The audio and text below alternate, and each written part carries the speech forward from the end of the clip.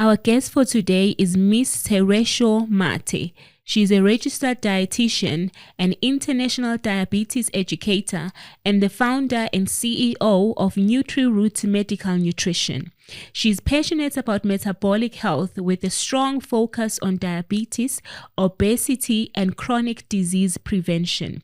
Thereso blends evidence-based medical nutrition therapy with the wisdom of African food and spiritual grounding in an attempt to restore health from the inside out.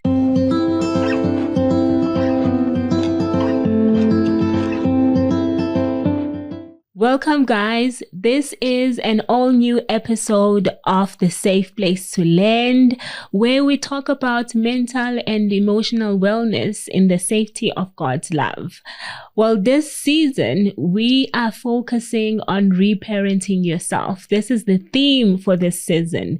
And today's episode, we are going to be learning how to eat. And I know you're thinking at home, you know how to eat because, you've been eating all your life. But do we really know how to eat foods that are good for us, foods that will nourish us and improve the quality of our lives? Well, that is what we are going to be discussing today. We have a special guest here with me, the beautiful dietitian, Thereso, and she's going to be guiding us through the conversation. Thank you so much, Thereso, for joining us today. Thank you very much for welcoming me on this platform. I think it's a very beautiful opportunity to share my insights and expert advice as a nutritional and dietitian expert. Yeah. Yes, and we are so excited to have you here. It's the beginning of the year. People are setting out vision boards. We are talking about changing our physical appearances, our body composition. We have many goals for the year. And I think it's important that if we are going to be talking about weight loss, we first have to learn how to eat. We first have to understand the food that we are taking in on a daily basis and how it is really impacting our health. Because it's not just about losing weight, it's about living a healthy lifestyle. Absolutely. I think so many times when people actually want to see a dietitian or want to seek nutrition advice, it's always related to weight loss. Yeah. As if healthy eating, it's about weight loss, which is not about that. Healthy eating is about knowing your food, knowing how this basic food or the food that you eat actually benefit your body. What is it? Which nutrients to look for? How is it going to impact the body? Yeah. It's really about that, understanding food and understanding the physiology of the body.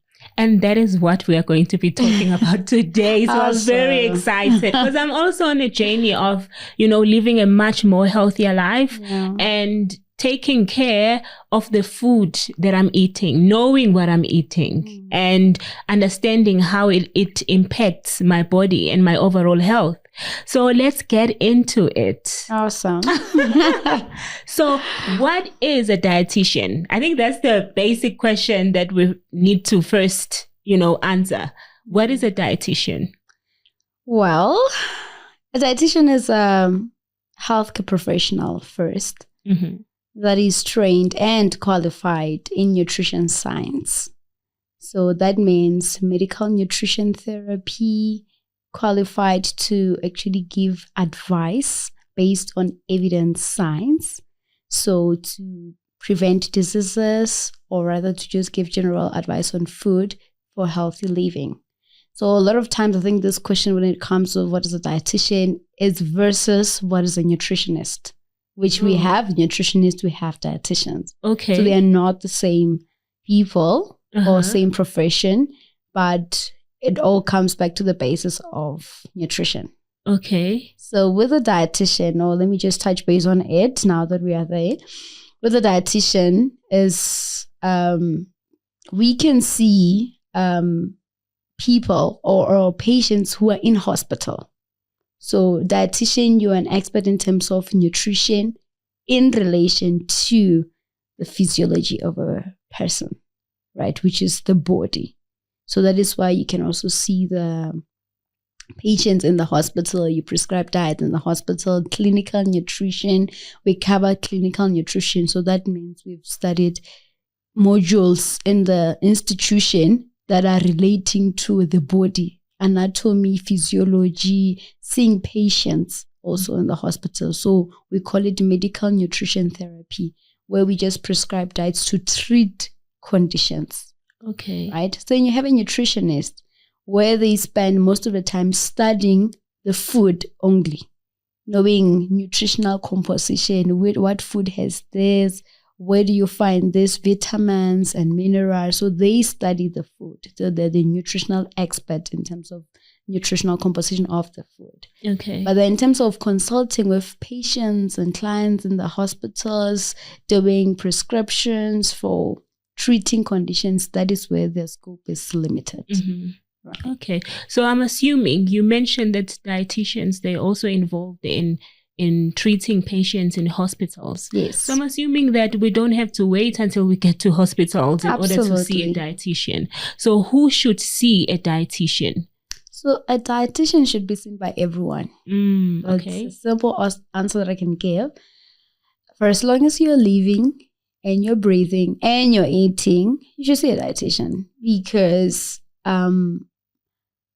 you need to know food. So diet, and I don't want to use the word diet, but rather food, play a role in our lives. Yeah. So either for preventative measures, in other cases for treatment. But mostly now, because we're talking about this now, open space, it should be for preventative measures, where people should understand food and how food impacts them, so that they don't end up being in a case or a situation when they are hospitalized and we need to use food to treat. Yes. So everybody should see a dietitian to know what food they should eat. So, and also most cases when you're at risk of conditions, like if you're having a family history of certain conditions, like your chronic diseases, diabetes, high blood, and obesity that runs in the family, before you could even develop a chronic disease, you should then consult to say, how do I prevent that? And not only that, understanding the nutritional composition, what food has. Where do I find which vitamins? In what cases do I actually have to eat all of this? Or how do I make my meals to be balanced?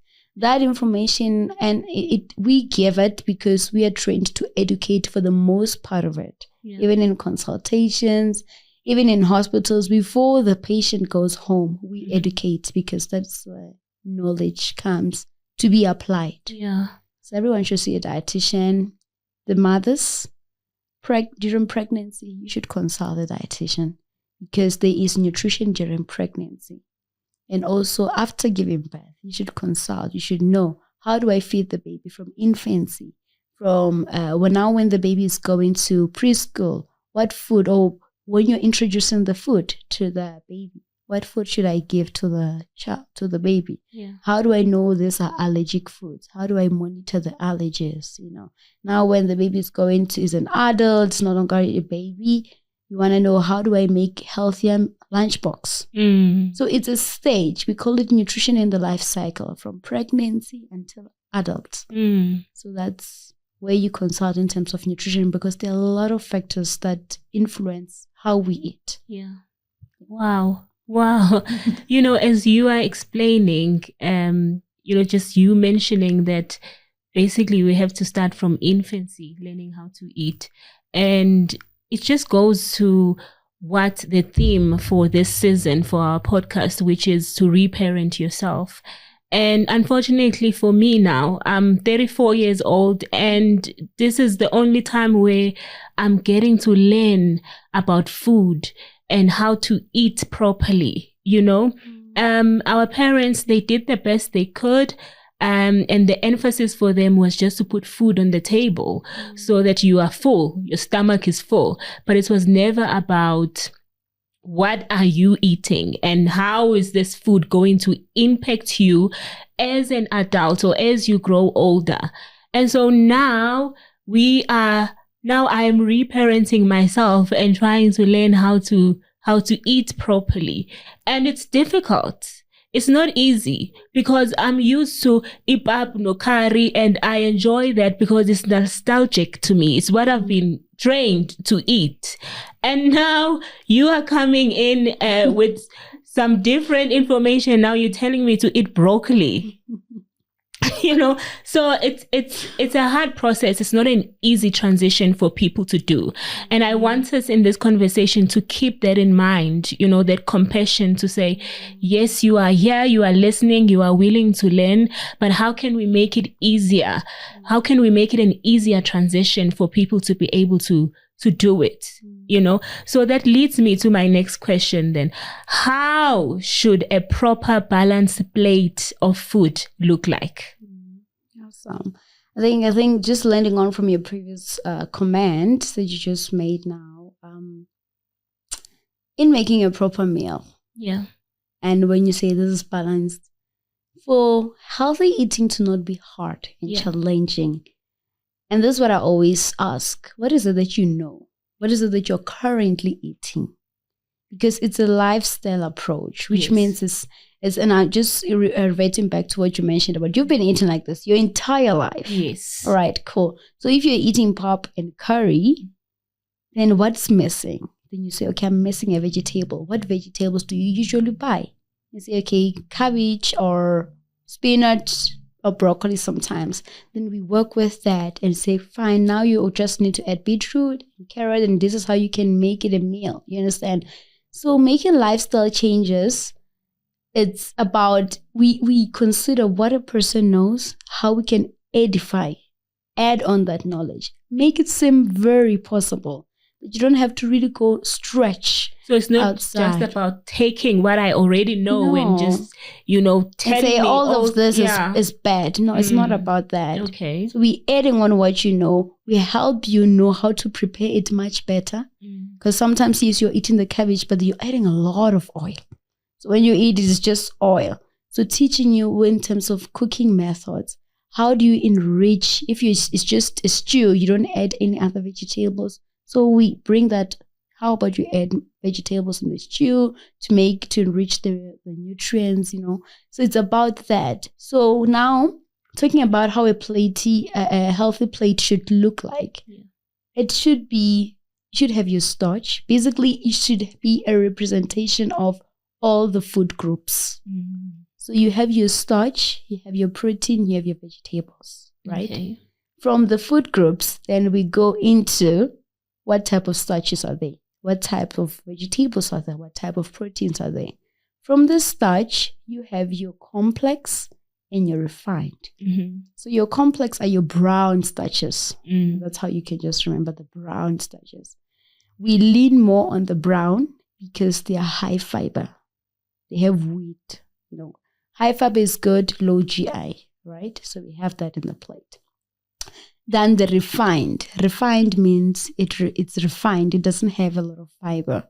So when you eat that white starch, just normal white rice, normal white pap, white bread, it doesn't have enough fiber. It has 0 to little fiber. So which means it gives you a lot of glucose at the same time, which that can be dangerous, especially if you're living with someone who has diabetes. So you want to prevent that, right? So we choose more of the brown than the white. Then you move to the proteins, which are your meat sources, not only the meat. So in the protein category, we have the two. So you have the plant and the animal.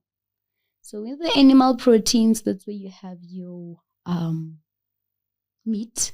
It's all your meat products from lamb, beef, pork, all types of meat is the animal proteins. And you have the plant proteins. So with the plant proteins, that's where you have your lentils, chickpeas, the kidney beans, some of which we grew up eating. Kidney beans, in the meat, and we used to eat that a lot. So those are still very important, right? So you choose more the plant proteins than the animal protein, because the animal protein, has more fats, and the plant proteins doesn't have fats because it's coming from plants, right? Then we go to the vegetable category, where you have two categories as well. So you have the non-starchy and the starchy vegetables. So you choose more of the non-starchy vegetables, which are your most greens, your spinach, your cabbage, your lettuce, cucumber, beetroot. Those are the non-starchy vegetables. And then your starchy, those are your butternut, potatoes, sweet potatoes, sweet corn. So now when you're balancing your plate, you choose from rather this category, your brown starch, your non-starchy vegetables, your plant proteins. They should be the ones that in a week you should eat mostly from. Okay. Then your refined once in a while, your white starches once in a while, your animal proteins once in a while, and your starchy vegetables. Yeah, you can have that. So instead, in terms of starchy vegetables, you can also, instead of in a plate eating 2 starches, maybe you're having rice and butternut. You shouldn't have 2 starches at the same time. So you have to prioritize at least 1 starch representation, and then 1 protein representation. And the vegetables, you can have half of the plate should be your vegetable, your non-starchy vegetables. You can have a lot. The more colorful your plate looks like, the more minerals and vitamins you have, which we need that. We need that rainbow. Just eat your colors. As long as it's colorful in the plate, then you know you're getting a variety of nutrients. Therefore, you're supporting your body. Yes. Yeah. Just to add on what you just said, because I think it's very important. You mentioned that we eat to get nutrients from the foods. Yeah. It's not just about filling the stomach. Yeah. Which unfortunately, for most of us, it has been about filling the stomach, which is why we would rather go for the McDonald's instead of the chicken breast, because it's like, I want to be full. I just want to eat something that tastes good in my palate, and I want to be full. And we're not really thinking about the nutritional benefits of what we eat on a day. This is a very serious conversation, because we eat food on a daily basis. We eat 3, maybe even 5 times a day, every single day. And we're not understanding why are we eating. We don't understand the foods that we are eating. We don't understand the implications of those foods in our bodies, in how we are able to perform and live an optimum life. And so this leads me to my next question. I think let's just zone in on this. Why do we eat? Because it's not just about filling the stomach. Yeah, no, absolutely. I think as you were mentioning that, and I just thought of something I thought of this morning, that the world is consciously or unconsciously gravitating towards being unconscious people. We are not conscious people anymore. And I think it's we have to really pause and think about that. We are no longer the conscious people. So it's a busy world. There's a lot of deadlines, moving in between meetings. You're stuck in traffic. The kids need to go to school. They need to eat. You need to pay the bills. Those who are studying, you need to watch Netflix. You need to watch Netflix. And now you've been stuck up in meetings. You're so stressed. You need to move from one place to the other. The world is a very busy place that being conscious requires a lot from us. And imagine having a very, very crazy day, and you still have to take out that meat in the fridge and cook when you get home. You're getting home at 7 p.m. You're hungry. Yeah. So even if you're still thinking, I need to cook, I just say, okay, let me grab something. Let me grab something and nibble while I'm still going to cook. And by the time you're done cooking, it's around, 9? That's where you start to eat. It's a lot of admin that people think of. So I just want to mention that there are a lot of factors currently that influences the eating patterns, how people eat. And one of them is because we're no longer conscious. We're always under pressure. We're always living under stress. And when you're stressed, then you're trying to eat based on how you feel. When you're under pressure, then it's about eating right now to fill the stomach, because I need to finish this assignment. You know what? I just want to eat and get back to what I'm doing. So it's a lot of that. Unfortunately, the choice that we make when we are not conscious, is what leads us to the side effects that we try to get rid of when we're like, how did we get here? We were never conscious about it. We just woke up in there. So to answer the question of why we supposed to eat. Why do we eat? Why do we eat? Yeah. Honestly speaking, we eating to nourish the body. I think in line of us being conscious. Let's take that in. I think we just need to be conscious now of that in this moment, and let's take that in. We eat to nourish the body. Yeah. And remember, the body carries everything. This is me right here. Yeah.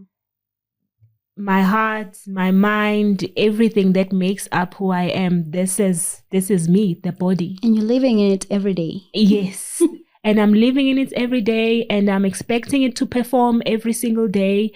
And just realizing that I eat to nourish this body. Yeah. I think that's a big deal. It's a big deal. I think it carries the gist of everything that we're trying to say. Because if you think of that, if that becomes a thought of every day, that when I eat breakfast is to nourish, then the choices that you make will be based on, is this going to nourish? Is this going to determine how my day is going to be? You actually influence how you feel, and that leads to mental health, right? Yes. You influence how you feel based on what you eat. Yeah. So you determine all that, but it comes back to that consciousness. Why am I eating? Right now, I'm also, it brings back that conscious. So we call it mindful eating. So you need to be mindful. Am I actually hungry right now? Or is it because I'm stressed? What am I trying to run away from? Am I avoiding to think about something or to answer that text? Yeah. Or what is happening? What is happening in my life right now? Yeah. It leads you to that. So, okay, cool. I'm not actually hungry. Yeah. I was just trying to. So guys, exactly. Yeah. So it I think consciousness influences the choices that you make. And of course, knowledge comes in to say, fine, I'm not feeling okay. I do need something. What's the best thing to choose? Yeah. Yeah, knowledge, which is what we are doing right now. Just talking about this and hoping that someone at home will gain something from this conversation. I'm gaining a lot from this conversation. I gained a lot when we spoke the first time. I was shocked. Remember how stressed I was? Because I was like, oh my God, I didn't know all of this. Yeah. Yeah, but just knowing that I don't need to incorporate everything all at once, but I can just add on to what I currently know. I don't need, okay, let's talk about the pap, because I know this is Joburg. People here eat pap. Because you mentioned like choosing the brown options instead of the white. I only know white pap. So what do we do about that? Or is it now a matter of maybe just having your pap during the weekends? Okay, so let's talk about it. Let's talk about the pap. I'm thinking we should have a movement justice for pap. Just for the pap. Well, pap, to be honest, is a staple food in South Africa. Yeah. Right. And Tina, for me, I'm Zulu. For Tina, it's Putu.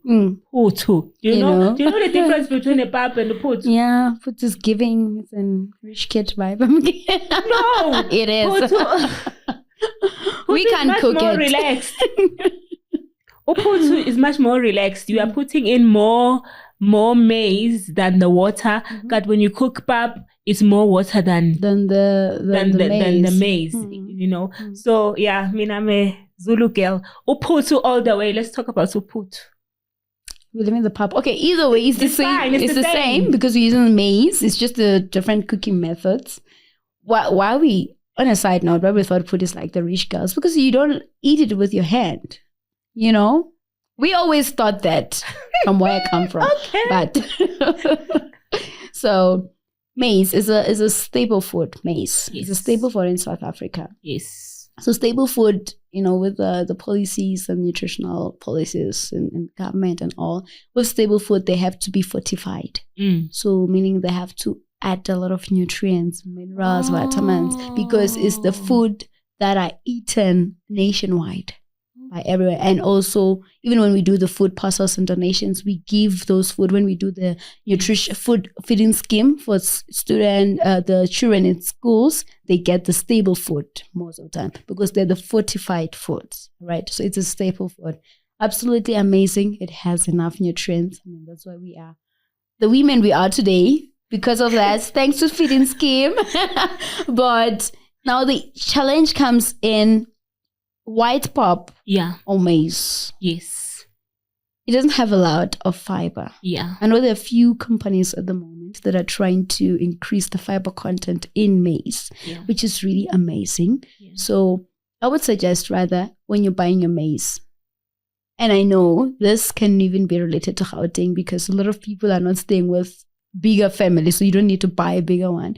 So you can buy the one that is written high fiber. There's one written high fiber? Yeah, there's high fiber one or the bri pop. Okay. The fiber content is a bit higher. So you can try that one because the main thing that we are chasing is the fiber. Okay. And the other thing, let's say you're having a normal maize, is a whole family.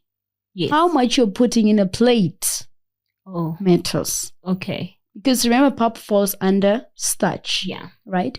So now we talk about the portion and also what are you eating it with? Yeah. It matters. You have already mentioned. You said in a plate, half of the plate should be your vegetables. Non-starchy. Yes. You see. So if you're eating pop, then it should be only quarter, and a quarter would be your feast. Yeah. Which in a lot of households, it's not applied. So maybe we're just blaming pop too much, but honestly, I think we're struggling with the portioning. Yeah. And also having it, remember if you're pairing it with the vegetable, then you are automatically getting fiber from the vegetable. So you're actually still managing pretty well. Yeah. And the other thing, the time of your meal.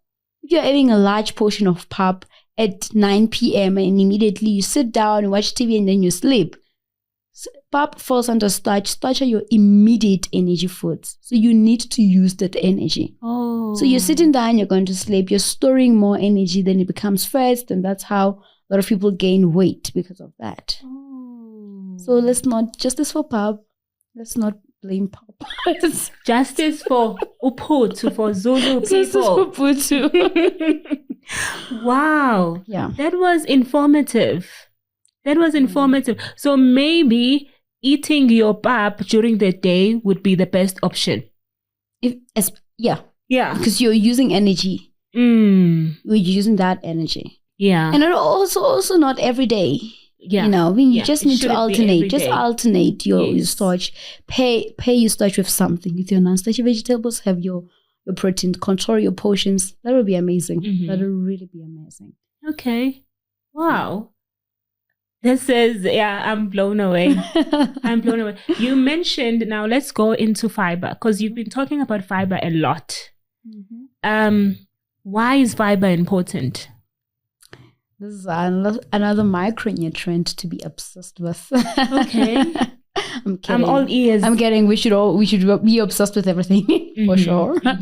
But fiber, it's important because it helps with a lot of things. Like in digestion, helps of digestion. Yes. It helps a lot with your gut.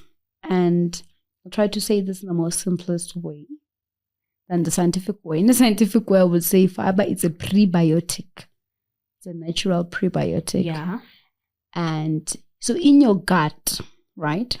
When we talk about the gut, that will be your digestive system, right? Your stomach, intestines, that's your gut, right? In your gut, you have your bacteria, alive bacteria, natural ones that you were given to by God to balance the pH, work in the body, digestion, just to ensure that everything's going well in your gut. Flowing. Right. So your fiber then becomes the food of that bacteria. So once the fiber becomes the food of that bacteria, so a prebiotic, it is the food for the probiotic. Okay. So once your natural bacteria is happy, then it gets to balance your pH. I mean, that's why everybody now is just taking probiotics and all, because for the gut, balancing the pH and all the immune function and all those.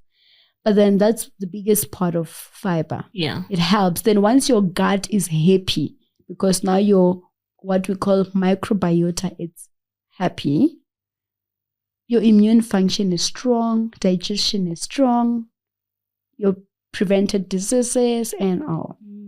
Not only that, in a case of maybe weight loss and diabetes, fiber is very important in delaying the amount of glucose that gets into the blood. Okay. So that's why when you eat your meals that are starchy, and then you pair your meals with the fiber-rich foods, or you eat anything that is high fiber together with that starchy food, the amount of glucose that will be released into the blood after digestion, it's not at a fast pace because of fiber. Yeah. We don't want glucose to be released at a fast pace because why is glucose? Why is it that we don't want glucose to be released at a fast pace, right? Once it gets in the blood, then that will be hyperglycemia, which means high sugar levels in the blood. Okay. So the high sugar levels in the blood will put you at risk of developing diabetes. In people who are already living with diabetes, it's very bad. Then it starts damaging your arteries and all. It leads to complications of diabetes. Okay. But in weight gain, the extra glucose then gets stored as fats. Okay. So when we delay the glucose, is to also give insulin enough time to actually just transport that glucose. We are buying time basically with insulin. Yeah. So that is where fiber comes. It just causes that delay. To say, instead of releasing it at a 10 speed, rather release it at 5 so that the body can control the blood sugar in the body. Okay. Right?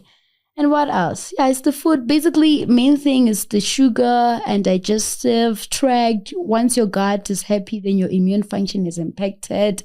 And obviously, in a sense of gut, your digestive system, if it's happy, your mental health is directly linked with your gut. I didn't realize that my digestive system can impact my immune system. Oh yeah, it's the science. It's the other side of things. It's where we now open a textbook like, this is what's happening. I'm like, my mind is still trying to figure it out because I'm like, okay, if my digestive system is healthy and flowing, then it also improves my immune system as well. Absolutely. Which helps me to prevent diseases and fight diseases. Wow. Okay, so that's why this fiber is important, because everyone is talking about fiber now. Yeah. It has become like a superfood, I guess. A superfood together with probiotics, but I think everything just becomes superfoods in the market, but the basis is you can have fiber from your food. Okay. You can have the probiotics from your food. So we always start with food. Okay. Because eating is not supposed to be complicated. Yeah. Supplementation comes in the picture where there is a need, where you're not meeting, the requirements, your daily requirements from the food. And you say, okay, cool. Get this supplement. Maybe you have allergies, there's things that you can't eat, so you will supplement. Exactly. Okay. Support it but then people should know the food and what they're getting from the food. Yes, which now leads us to talking about nutritional information. Yeah. Now let's say we're buying processed foods, because your maize meal is processed at the end of the day. So we're looking at this nutritional information that is at the back.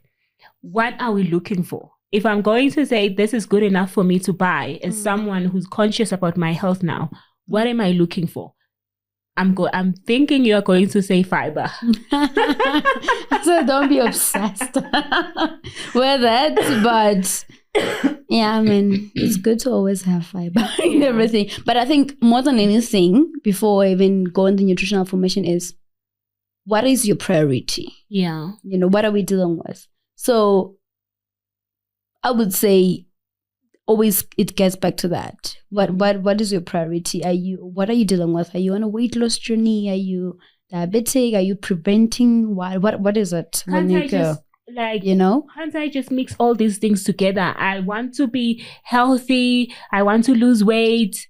You know, you want to prevent diseases, yes, I want and to prevent all of it. So reading nutritional information, it's very, but I'm happy it's how we're following it. It's energy. It's always energy at the top. Yeah. So those are your calories. Yeah, I know about that. I'm always looking at that. That, right? Yeah. And then you have your, I think it's your protein, and then your carbohydrates. Under carbohydrates, they will also write total sugar. Right, most cases they put that, and then if there are other minerals that were added, your vitamin B, vitamin C, then they will add all of them in the amount. Yeah, and then usually at the top, at the bottom rather, that's where they also add dietary fiber. That's fiber, and then that's where they also add total sodium, which is salt. So if they've written Na, that is sodium, or if they've written it as sodium, it's still salt. Right? So the most important thing is to know how much, if you say this is now good for me, or this is a lot, I'm not buying this. So with energy, obviously you compare. If you're buying, for example, low-fat milk, fat-free, full cream, the amount of calories or energy that you'll get from fat-free will not be the same as the one that you get from full cream. Yes. Right? So you expect the energy that is in fat-free to be lesser, right? So that's a tick. So say, cool, I'm going for fat-free or low-fat, should be lesser. And then you go for protein. Protein, most of the time, because it's not affected in low-fat, it should be the same. So it should be around 7 grams or so of protein. And then carbohydrates. If you're on a weight loss journey, if you're also diabetic, or preventing all these chronics, then definitely carbohydrates should be lesser. What is the issue with carbohydrates? Can we talk? It's still that. No, we are on nutritional information now, but when you compare, and so remember when I said, what are you focusing on, right? So if you're looking at low-fat milk, then it should be lesser than the one in full cream. That's why you would substitute your full cream milk with low-fat, right? And then when it comes to fiber, which is not really a lot in milk, when you say a product is really good in fiber, it should write high fiber first in front. Then the fiber content at the back, dietary fiber, should be 5 or above. If it's 5 and above, then it's really good. It's really high fiber. They have a right to write it high fiber. So if you say high fiber, but it's like 3, 4, 4.5, maybe you're trying 4.5. But basically 5 and above, that's when we are happy. All right. And then sodium, which is salt, so it's there in a lot of products. Yeah, it is. It should be less than 2,000 milligram. Okay. So in teaspoons, it should be less than 1 teaspoon. All right. So unfortunately, a lot of products actually have a lot of salt because it's a preservative. Yes. Okay, let's get back to your carbohydrates. Yeah, let's get back to carbohydrates. Because, the poor carbs. The poor carbs, for goodness sake. We're coming from an era where carbs have been a no-no. Especially if you're trying to lose weight. You must not eat your carbs. Carbs are bad for you. There's so many diets that, talk about carbs, like avoiding carbs. Like, what is it? Keto diets. What is it about? Keto and banting. Yes, banting. Yes. So, kahle, what are carbs? Are carbs associated with sugar? Okay. This is okay. Yes. Okay, yes. So wow, I think, and I now didn't think of it in that way, but now I think maybe let's just talk about the carbohydrate story. Yeah. Obviously, carbohydrates are a family of food. Remember when I said there are food groups? Yes. You have carbohydrates family, the fats family, the protein family. Great. So the carbohydrates are important. And actually, they serve as the main source of energy for the body. So which means your body can't function or have energy. Yeah, because if you have low energy, like let's make it an example for people to understand. If you have low energy, you literally cannot function. You can't function. You can't walk. You are tired. So, and not only that, so that include energy is also a broad topic for another day, but not only that, it's not only for your physical body, it's also for your internal structure. When you talk about what carbohydrates do, remember carbohydrates then will give glucose. Yeah. After you've eaten your carbohydrates, in simple terms we'll say your starch. Maybe you've eaten your bread or your pap or rice or putu. In this case, that is your main source of energy in the plate, right? Then the body will digest it, mainly your intestines, right? Goes to the stomach, from the stomach to the small intestines where absorption happens, right? Once it hits your blood, now it's glucose. So the body interprets starch as glucose. Okay. So once after digestion, it's called glucose, right? So that glucose is the one that is important for energy. Okay. Throughout the body, including the brain. So the brain feeds on glucose, right? The only issue is when carbohydrates, or rather you are providing the body excess, which is a lot of starch, a lot of glucose. Which goes back to you mentioning that if we can balance our foods with fiber, then it's... You control, you delay, and also remember a lot of glucose. Yeah. That is just where the issue is. Gets stored as fats. Yeah.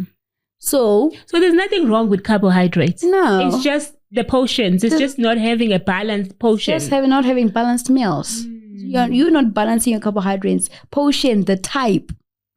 That's what the issue is. Yeah. And because if you eat a lot and you eat a bad type, then you're getting excess, which the body can't control, then gets stored as fats, and the other one just stays in the blood, then puts at risk of diabetes. The body has been failing to literally control your glucose. So it's been staying up. It's been, and the levels have been very high in the blood. Because that's what you've been feeding it. Every day you are piling on carbohydrates and you're not eating a balanced meal. Absolutely. So it goes back to just having a balance. Having a balance, man. Also people knowing. Let me touch base on the carbohydrates. Yeah. Sometimes we just think carbs, when someone says I'm not eating carbs, they just mean pap and rice and bread. But there are things that have carbohydrates inside. Like you find carbohydrates literally in almost fruits. Everything. Your fruits are carbohydrates. For sure. Yeah. Because they have sugar. They have sugar, type of sugar called fructose, because it's coming from the fruits. That's the natural sugar. Your in milk, you have lactose. That is normal. That is sugar found in milk. Yes. In other products, you have maltose. Maltase or maltose. But there's another sugar found in the other products. Yeah. You also have your starch in your vegetables. Remember when I mentioned the starchy vegetables? They have carbohydrate. So basically there is carbs everywhere. Yeah. You need to know. Then you have total sugars in juice, and alcohol. You get carbs in different things. Biscuits, sweets. Those are carbohydrates. Like Coca-Cola, and then there's cold added drink, sugar. There's added sugar. So sugar and starch, or your bread and pap, all of them, after digestion, they are called glucose. So it doesn't really matter. Maybe one would have chocolate and I would have pap. Yes. After digestion, glucose. It's just that you had chocolate, so it was high sugar. I had pap.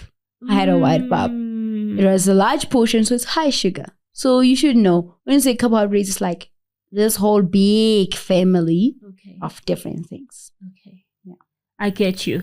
I think we've solved the carbohydrate. Please, justice for pap. Justice for carbs as well. Now that we know what we're dealing with, I think we're no longer going to put like carbohydrates as the bad foods, the things that we need to avoid.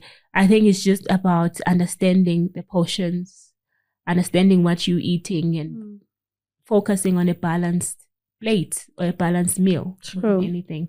True. Whoa. We are getting there slowly. Slowly but surely. We are moving forward. Yeah. Now, let's talk about cultural influences. I remember we had a conversation about this, and yeah, like how culture influences the way we eat. I will make an example. For me, the one thing that I've realized that I've been struggling with is this idea of finishing my plate. Like, seriously, I will force myself to finish my plate because I was raised with that mindset to you must finish your plate. You cannot be wasting food. And even now I'm learning to portion my food correctly. But you know what I do still? I'm going to finish my son's plate. Because I'm like, I can't let this food go to waste. Mm-hmm. So how can we change, these mindsets that we were trained to have? We didn't have control over it. Obviously, our parents were telling us what they were told as well. But now how do we change and transition to a different way of thinking about food and also our portions, and just releasing this idea of having to finish your plate? Like practical examples that maybe people who are struggling like me can do. That's a beautiful one. And also when you're talking, I'm also asking myself, how was I eating at home? But culture influences our eating habits greatly, like in a big way. And I think with the example that you just gave with finishing the plate, first question is, how much did you dish? Yeah. Because the struggle wouldn't be finishing the plate if the portion was small. You understand? And also, the other thing is, what exactly did you cook? Yeah. And then if we're still touching on what did you cook, what exactly did you buy? What's in there in the house? Yeah. So I'm just trying to show you it's a chain. Yes. For the food to end up being on the table. You first go to the shop. You read your labels. Yes. You choose. We touched on that. You come back in the house, you cook. Then you dish, that is portion size. Then you eat your food. Yeah. But then finishing a plate is not an issue if you dished accordingly, if you portioned accordingly. So I think it's one of the things that needs to be implemented in the homes. And even now, as we are learning to be more conscious, to go back to our homes and still educate the people at home to say, you see, this way that we were raised, how we always... And I think the thing about eating patterns is that we know when we go home, that December, it's back to that. Yeah. It's back to, because it's more like everybody going back to culture, habits. Exactly. Everything that we do at home, like it's like our way of celebrating or just connecting. But I think we can learn to say we can actually implement healthy habits. And I think we can. I think we are now in a place where we don't need to be looking at maybe saying, oh, poverty is an issue. No. I feel like most of the households now in our country can't afford food. Can afford. Can afford. So it's about learning new ways of cooking. Because growing up in my home, like, in our black homes, there's a staple vegetable that needs to be bought every month, and that's a potato. And I think now we can maybe shift our mindset to say it doesn't have to be a potato. It can be a cabbage. It can be cabbage. Yeah. It can be broccoli. Because we are learning to do things differently. We are understanding that we have to, make sure that there's fiber in what we eat. In what you eat. And I think it's very possible, because most of the time, and I'm just thinking practically, when we are, as the children, maybe in Joburg, going home. Yes. Right? Most of the time, we're the ones who are buying, say, okay, we're going home, going to buy December groceries and all. You bring those things, you buy those vegetables, you go to the market, or you even take the parents, say, let's go shopping. They're happy. It's December, we're going shopping, I feel it's easier to implement these things when we are all together at home and we practice and you introduce a new culture. So that's the thing about culture. There had to be someone in the past to introduce the old culture.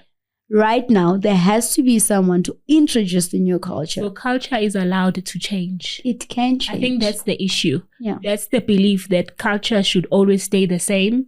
It should be preserved to what it is and what it was. It carries who we are. It carries who we are. But we evolve as human beings. And if we are evolving, then how is it that culture is going to be left behind? Because culture is us. True. Yeah. Yeah. So we were raised by that and we saw the gaps. We are the right people to go back and say, but now let's do things differently. Because most of the time we left our grannies or moms at home who are actually living with a lot of chronic conditions, and it's a reality. Yeah, it because is. every month they go to the clinics and hospitals to collect medication, which doesn't help much if they're not eating right. So we are still, responsible to ensure that they live healthy and they live long. And help them implement those to say it starts in the kitchen. Okay, not only that, but it starts with what we actually take from the shelf. Yeah. And we can learn from the past. Our grandmothers didn't have to wait to go to the store to buy the vegetables. At home, there's plenty of space in the backyard where we can actually plant. To say, for your veggies, don't worry, we can just always get them from the bag. Yeah. At least you go to the shop for things that you can make at home. Yeah. But in the past, they really used to make this. And I'm so grateful that we come from cultures where we've seen how they would do food production in their own homes. Like, we can't even, I don't know why we can. Shout out to my grandmother because she did that and she taught me how to do it, and I still do it to this day. If I'm in a place and there's soil, listen, I'm going to plant something. I'm going to grow something from the ground up. We should embrace that. Because how many of people like you who actually know how to do that? Yeah. Easy, actually. Yeah. Very easy. It's very easy. So shout out to my grandma.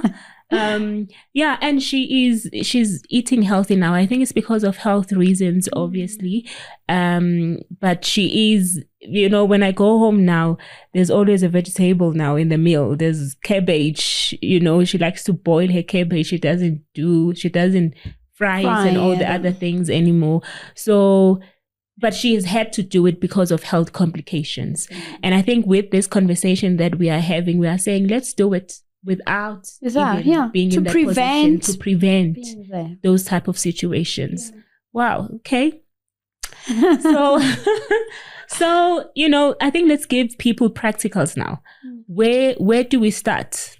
Now I'm listening to dietitian Thereso, and she's talking about a healthy meal and all these things and fiber and all of this. Where do I start my healthy eating journey? I think that's a tricky one because I'm used to giving individual tailored advice, and now I have to give it to the public. I think for me, just, let me start off because I remember something that you said to me and it stuck with me. Yeah. I told you that I love Amasi. Masi and me, we are friends. Nothing will ever separate us in this life. I love Amasi. We'll debate about that.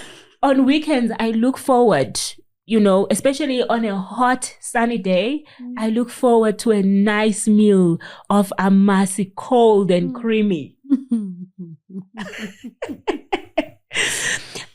But you gave me an advice. You said, okay, so you like your Amasi and you're not willing to let it go. So before you have that bowl of Amasi, start by having a salad. And I'm doing that. You should be very proud of me because I'm doing it. I didn't know you'd started. Yes, I did. I was like, because I know that I'm eating like a high carb meal. And high fat. High fat as well. I'm very much aware of that because now I know my food. So what can I do to help the situation? Okay. So I'm thinking general advice now. Yeah. Let's start from the morning, right? Start from the morning. The reason I said it was tricky is because I now put myself in a family of 5 people. Yeah.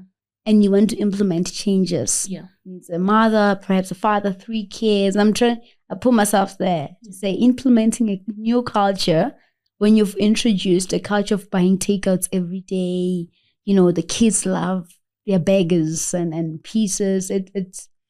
It can be challenging, especially when emotions are involved. Yeah.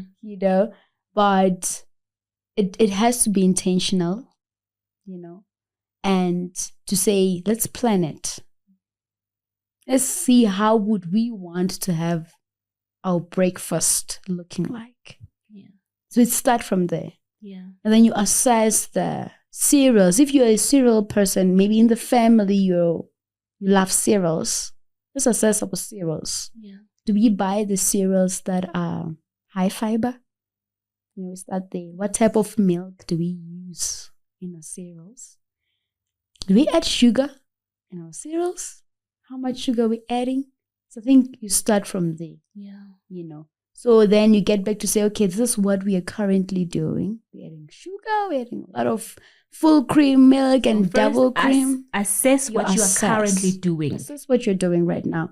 Okay. Based on everything that we shared, the nutritional information, the sugars, all that.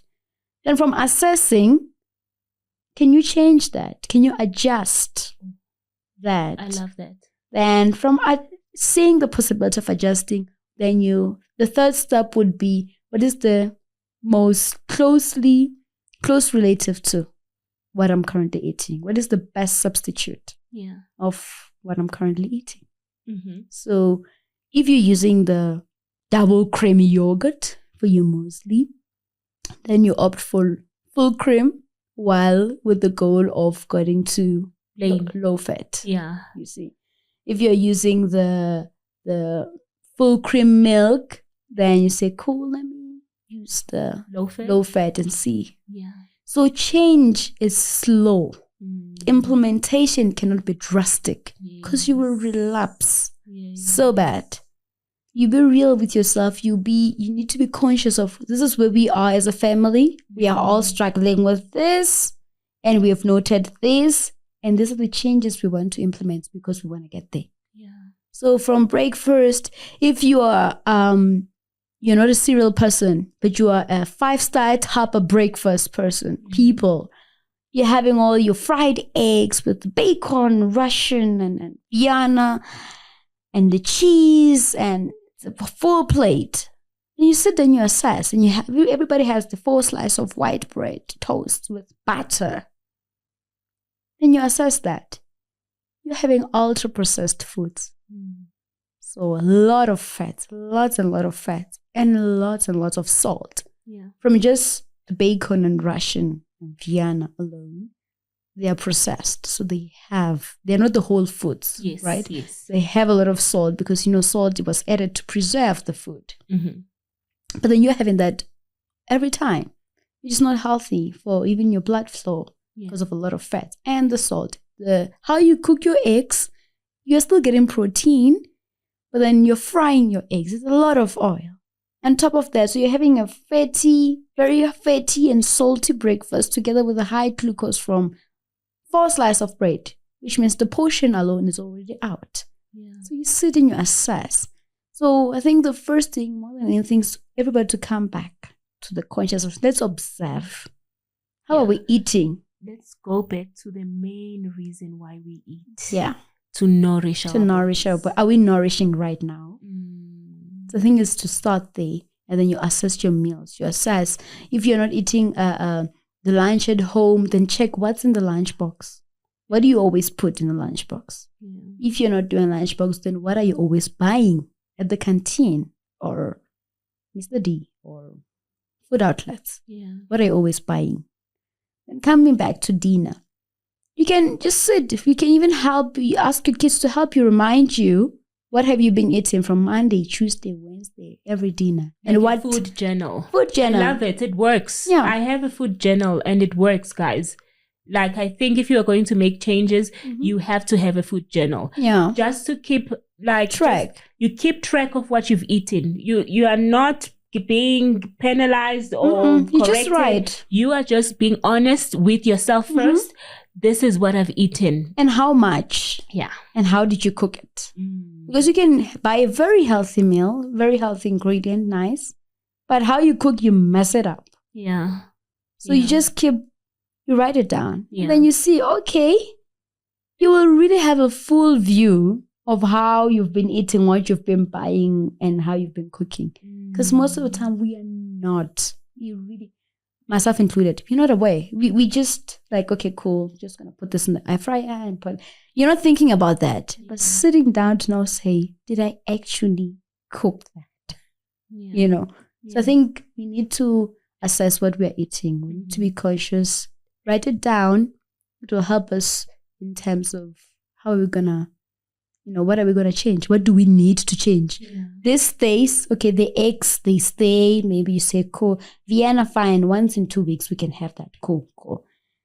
You will take, what should stay? This should stay. This shouldn't stay. Okay, the eggs, let's rather boil. Okay, cool. They can stay. So as a family, you decide. Yeah. So that everybody is aligned and on board. No one is going to be fighting with another person. Good idea. So you say, okay, guys, I know you love your pizza, but fine. Month end, one day, we all go out for pizza day. Cool. But then you have all the 29 days of the month eating healthy. And you have one day of just eating your pizza or eating cake for celebrating someone's birthday.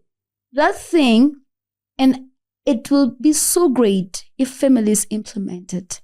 Because the kids grow up with that consciousness that even when they're at school, they'll be like, no, but at home, we're not eating that. Yeah. We're going to eat that in month end. We're going to eat that in month end. They develop that consciousness. They go to university. They live on the same rules. Yes. Because university, that's where other things get messy. Yeah. But I think it's very important that this gets implemented in the homes. It's a new culture that we are starting. Yes. And then we grow with it. We carry it in the next generation. And we are very capable of learning new things. Absolutely. We are capable of making changes. We are smart people. We can do things. We can change. We can evolve. That's a good word. We can evolve. Yeah. I think we are empowered to evolve. True. So, yeah, it's possible. It's very possible. And I think to piggyback on what we've spoken about cultural, the way culture influences the way we eat and the way we cook. I come from a culture of curry. At my home, Jade, would be rice and curry or pap and curry. And when we cooking curry, yes, you will put in your green peppers, but by the time the curry is ready, there's no sign of the green pepper there. So I think let's talk a bit about how to cook these vegetables in curries. Because I really do believe that we struggle with that. They totally evaporate. By the time the curry is ready to be eaten, there's no carrot inside. But you saw someone chopping carrots. I hear you. You're absolutely right. And I think that the other reason, I think this is where you would need a chef to really explain it. But most of the time, when we add things like your green peppers, the red peppers, onion, garlic, they're for flavoring. Yes. Most of the time, really. So we call them the natural seasoning. You add your lemon there and there, your chilies and onions. They're for flavoring. Yeah. Right. So you still need to have, because it defies the purpose of having the plate model, just having your starch and your meat. It defies the whole purpose of saying that half of the plate should be your vegetables if you actually don't have a vegetable. Yeah. You understand? So a way of cooking vegetables, yes, you can add in a curry. Let's make an example of a vegetable in a curry.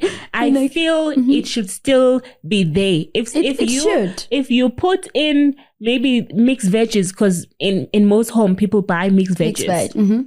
If you have put in mixed veggies there, I need to see them in my plate. So the best way Your onions, your garlics and all, you can add them during the cooking, even before you start. Most of the time when we are browning the meat and you add them, you make a stew. Perfect. Yes. You can do that because that's for flavoring. But your vegetables, your mixed veg, and what you should know about mixed veggies, they are pre-cooked. Oh. Yes. Oh, that's why they're softer. Yeah, softer. So you don't need to cook them the entire time. So I add them at the end. At the end, when you're actually left with like 3 minutes of simmering. So you just open your curry, you add your mixed veggies on top. Why do they cook them before? Yeah, to preserve. Okay. So it's called the cook freeze method. So they cook a bit and then take them out to freeze so that they last longer. Okay. Right? And then you add them, put them at the top. You don't really have to take them below so that they get mushy and all that. You cover them so they cook for that 3 minutes at the top. So they, and especially if they don't have ice, you understand? So you just, when you know you're going to add them, just take them out so that the ice dissolves. Yeah. And then you're going to add them at top and then you cover so that the steam can cook them a bit. But for that 3 minutes of simmering, and then you mix when you're about to dish. So that way you've preserved your nutrients. Because remember, overcooking vegetables, you lose nutrients. Okay. So that's why I was saying, even with that cabbage, it should still be chewable a bit. It doesn't have to be watery, crunchy. Okay. Yes, and the carrots as well. Because people love putting carrots in their stews. So they should also still be a bit crunchy. So you don't add your vegetables at the beginning. Yes. Don't do that. Yes. And the potatoes as well. And the potatoes obviously they need to boil. But the story of potatoes, can we do it for another day? Because now I know if you're asking about potatoes, you've cooked pap or rice day, so you're gonna have potatoes with rice, which is another problem. Yeah, ne? Yeah. So I'm thinking, yes, I think the point that I'm trying to make, because I'm trying to make this as personal as I possibly can. From potatoes being a staple, meaning like you have to put them in a curry. Now I'm realizing that you don't really need to put potatoes in a curry. Especially if, depending on what your base is going to be, like the starch. So I may not need to put unless if you're eating it as a soup, you know. Yeah. And you add your potatoes, you add your mixed veg and whatnot together with those. I know, the meaty bones. Yeah. If you're eating bones and you're adding all your vegetables and you're not going to have it with rice or anything, then you can have your potatoes and don't remove the skin. So have it together with the skin. So you just wash the potatoes, peel, then you boil it. Then you have a beautiful bowl, okay, soup with meat and your vegetables. Then you're having a bowl. I know this will come in handy during winter. Yeah. So, but it will still be healthy. You're having your vegetables together with your protein, and it's perfect. Yeah. Right. Okay. But there's obviously this is generic, general advice. Yes, it differs for whatever. If you're living with conditions, obviously you'll need to know, how do I then change how I cook? Like for people with kidney failure, we'll need to manage a lot. Like you need to wash and soak the potatoes, reduce. So it's a lot. So depending on what condition you're living with, that's where then you seek personal advice in terms of how you prepare your meals, how you portion, what to eat, what to reduce. But generally, if you're not having any conditions, and maybe if you're living with diabetes, weight management, definitely this advice would come in handy. Yes. Yeah. Yes. I'm realizing that everything basically leads to mental health. It leads to mental health, because even learning about your food and what you need to eat and, taking care of your body, it's all a part of your mental health, because we spoke about just being conscious, which is a great deal when it comes to mental health, being mindful of your eating, knowing the reason why you eat before you even prepare your meal, just having that consciousness to say, now I'm taking the time to nourish this body. This is another opportunity to exercise self-care, to extend love to myself, to see my body and recognize it for what it is, which is a beautiful thing. It's a beautiful thing. I think maybe it's about time when we think of self-love, we really think about that. Because how much do you love yourself that you're willing to put an effort in the food that you eat? Yeah. Like, how much do you love yourself that you're willing to take your body for a walk, take your body for an exercise, to hydrate yourself? Because water. I think sometimes we just like, did you drink water today? Did you eat? Did you exercise? It feels like a chore. Like, it feels like, oh gosh, do I need to do that? But how much do you love yourself to show up for yourself? Because I think we like talking about self-love as buying an expensive designer bag. Yeah, we talk about self-love and external things. Going to get a massage. Yeah. Or buying yourself something expensive. Yeah. But then what is happening to your inside? Yeah.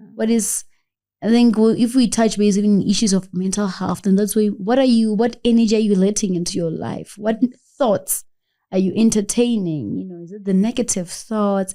What are you actually bringing? How much are you protecting yourself? So in terms of food, how much are you protecting yourself from diseases? Yes. What effort are you putting? Yes. So self-love, it's really broad. And I think it's about time we need to prove to ourselves that we actually do love ourselves. Yeah. Yeah. Because it's questionable.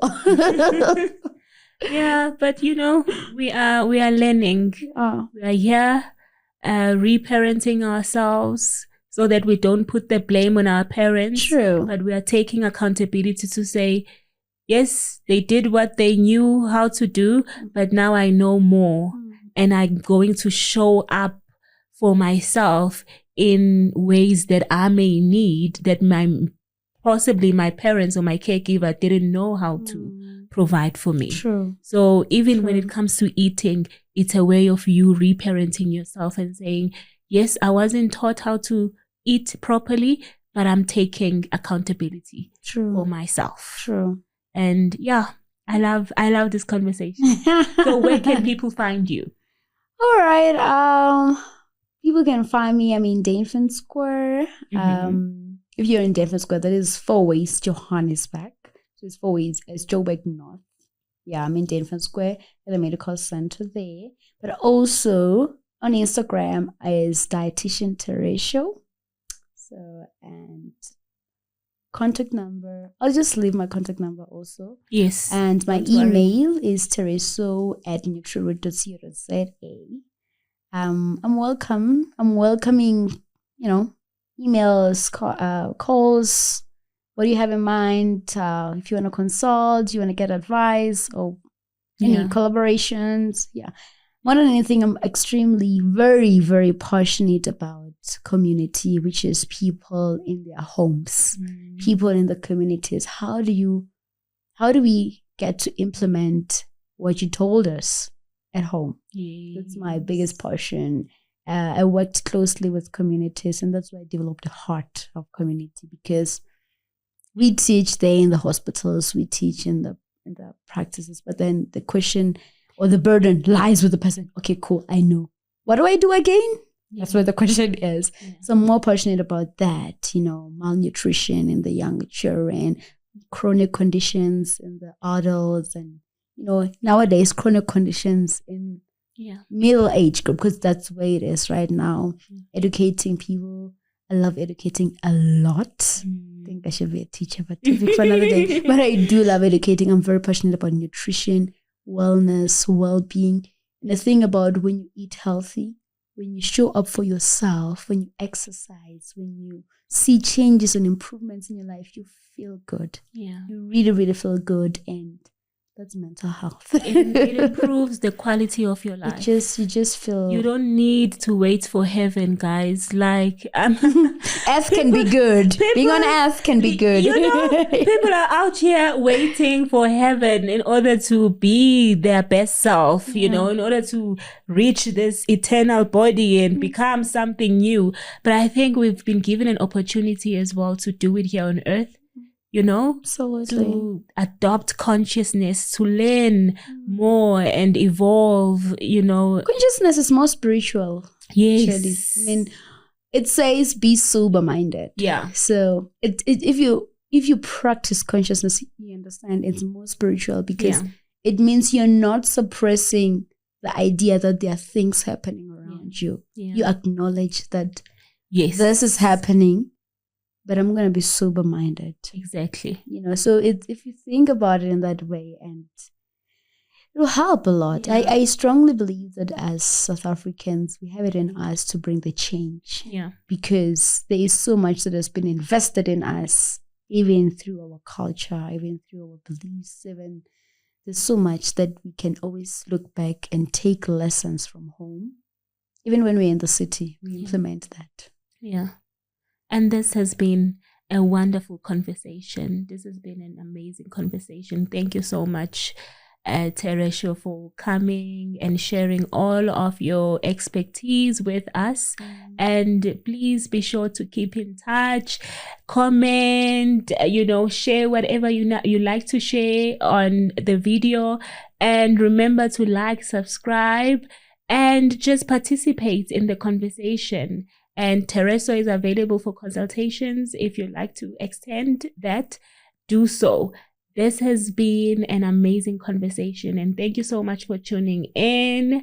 We love you, and remember, God loves you more. Thank you. Bye-bye.